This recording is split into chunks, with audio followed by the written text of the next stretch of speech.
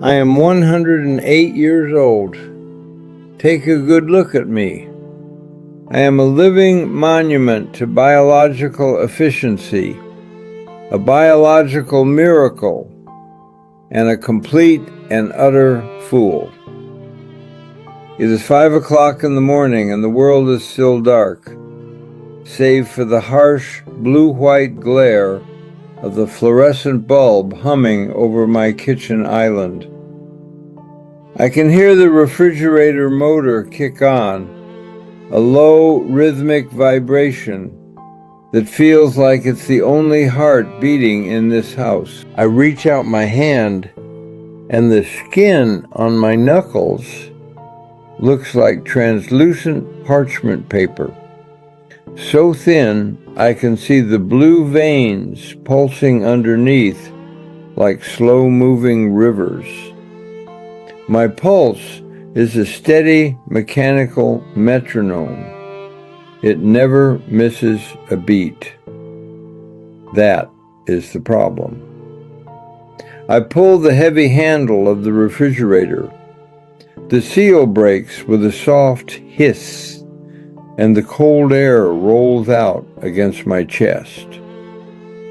There it is, sitting on the middle shelf, right where it always is, a glass jar. It is perfectly clean, perfectly labeled in my own meticulous handwriting. Lentil soup. It is the anchor that has held me to this earth for over a century.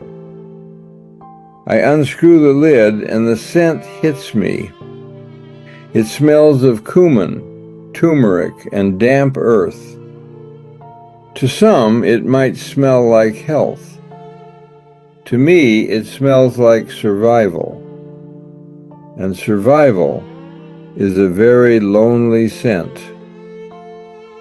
I am looking right at you now with eyes that have seen 3 different turns of a century.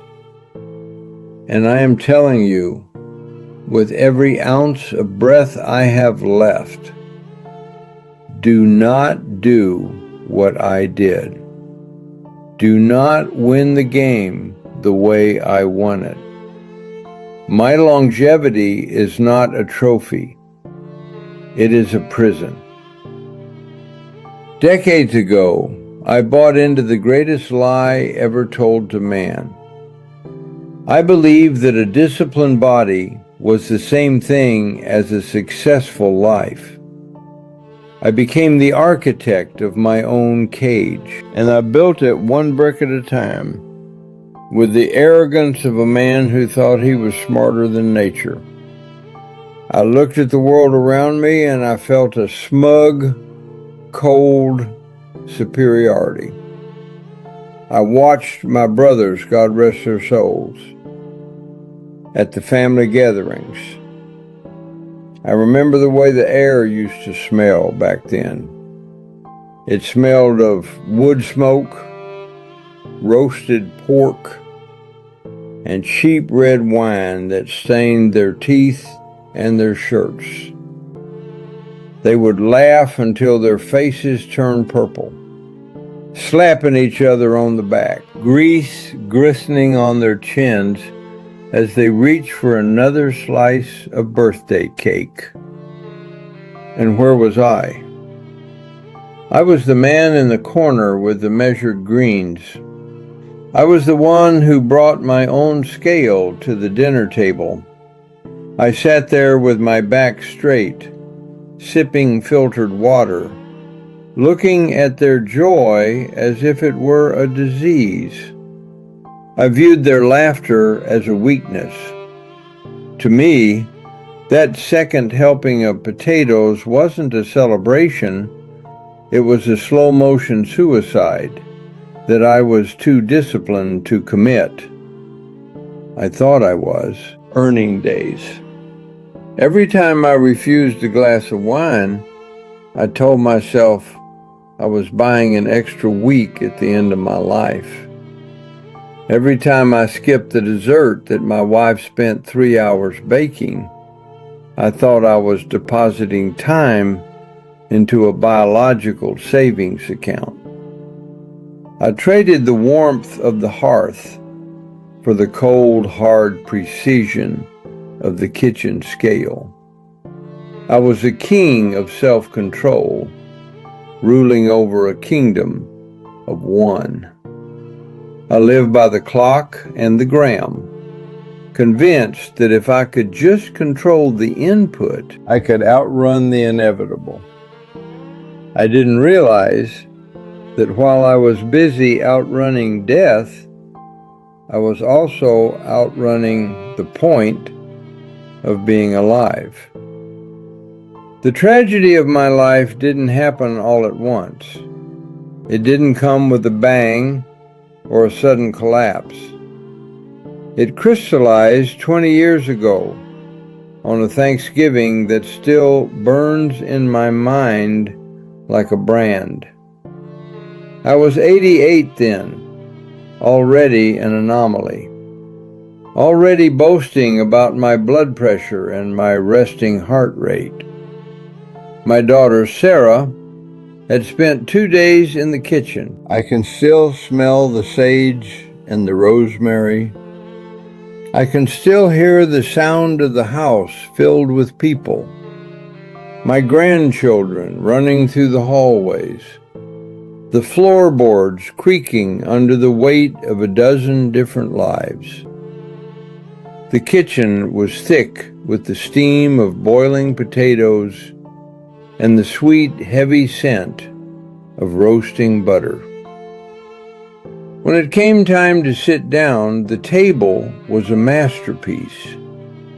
There were bowls of hand-rolled pasta, shimmering with olive oil and garlic. There were pies with flaky crusts that filled the air with cinnamon. Everyone was talking at once, a messy, beautiful cacophony of human connection. Then there was the silence. It started near me and spread across the table like a cold front.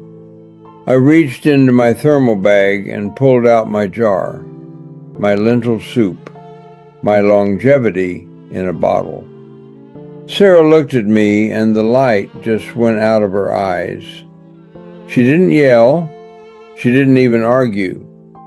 She just looked at the empty spot on the plate she had set for me. And then she looked at my gray, nutrient-dense mush. The specific regret isn't about the calories I saved or the nutrients I gained. It's the silence that followed. It's the way she realized in that moment that my diet mattered more to me than her effort. My discipline was more important than her love. I chose the perfect meal over the holy moment. I sat in a room vibrating with the energy of 3 generations of my own blood, and I was a ghost. The floorboards don't creak anymore because there's nobody left to walk on them but me. I sit here in the mornings, and the silence is a physical weight. It's a heavy, suffocating blanket that presses down on my shoulders. The anchor object, that jar of soup, sits before me on the table and it mocks me. It did exactly what it promised. It kept me ticking. It kept my cholesterol low and my arteries clear.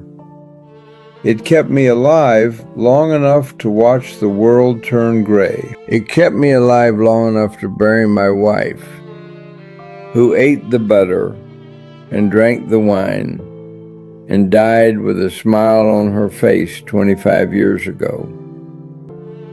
It kept me alive long enough to watch my siblings pass one by one, their lives messy and short and full of flavor. It even kept me alive long enough to bury Sarah. I am the winner. I am the last man standing. and it is the most horrific victory a man can achieve. I have achieved the ultimate health, the pinnacle of physical preservation, and I have absolutely no one left to witness it. There is no one to tell a joke to. There is no one to argue with. There is only the hum of the refrigerator and the sound of my own steady, lonely heart. I optimized my life until there was no life left in it. I cleaned the house so thoroughly that I scrubbed away the people who lived inside. The soup is lukewarm today. It tastes like ash. It tastes like the years I spent being afraid of a little bit of sugar and a little bit of fat. I'm leaning in close now because I want you to hear this. I want you to feel the scratch of my voice, which sounds like dry leaves blowing across a driveway. You sitting there, probably worried about your macros, probably feeling guilty about the pizza you had last night or the workout you missed this morning. You think you're being disciplined. You think you're building a future. I'm telling you, you're being a coward. You're hiding behind your health because you're afraid of the messiness of being human. You're trading the only thing that matters: connection, heat, shared joy, for a few extra years of sitting in a room by yourself at the end of the line. Stop counting the calories and start counting the memories. If the choice is between a bowl of steamed broccoli alone or a greasy burger with your best friend who's leaving town tomorrow, you eat that burger every single time. You drink the wine until your head spins and your heart opens up. You eat the cake at the wedding. You take the second helping of your mother's cooking while she's still here to cook it. What good is a body that lasts a century if it hasn't felt the friction of a shared life? What is the point of a heart that beats 1 billion times if it never beat faster for someone else? Don't try to live forever. It's a trap. It's a boring, sterile, lonely trap. Start living right now while you still have people who want to sit across the table from you. Put down the jar. Close the app. Stop obsessing over the finish line. Because I'm at the finish line. And I'm telling you, there's nothing here but a cold kitchen and a jar of lentils. Walk out that door. Get messy. Get unhealthy for an afternoon. Spend your health on the people you love. That's what it's for. It's not for hoarding. It's for spending. Go out and get messy with the people who make life worth living before you end up like me, 108 years old, perfectly healthy, and completely dead inside.